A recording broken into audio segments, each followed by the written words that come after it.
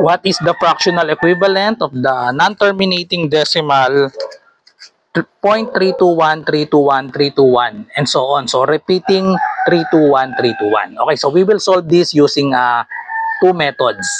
Okay, so first method, we let x is equal to the given non-terminating decimal. So we have 0.321, 321, 321, and so on. Okay, so our goal here is to have a number that has a decimal of 0.321, 321, 321.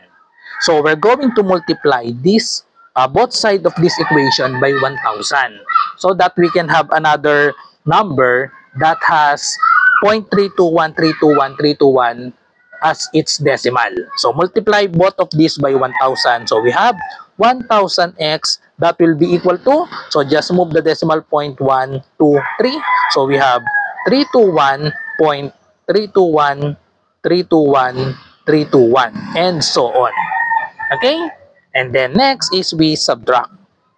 If we subtract this, the two equations, so we have 1,000x minus x, so this will be 999x. And the right side will be, the decimal will cancel out. So we have 321.321, minus 0.321, 321. So the decimal will cancel out. We have 321 minus 0. That is equal to 321. So to solve for x, just divide both sides by 999. Okay? So divide both sides by 321 and then reduce this to lowest term since 321 over 999 is not in the choices. So let's try to divide both of these by 3. So divide both by 3. So we have for the denominator, we have 999 divided by 3, that is equal to 333. For the numerator, so let's do manually.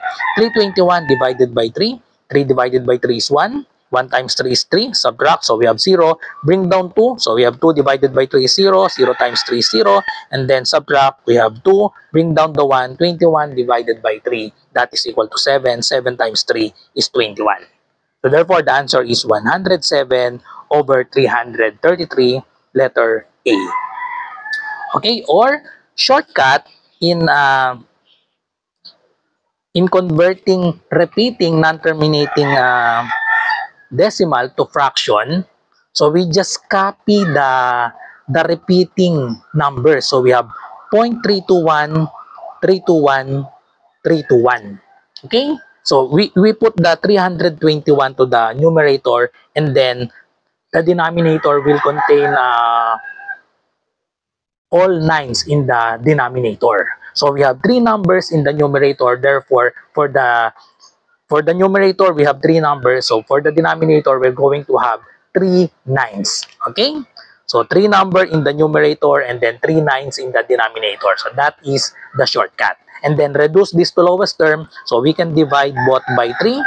So therefore, the answer will be, we will have the same answer, 107 over 333, letter A. Follow for more.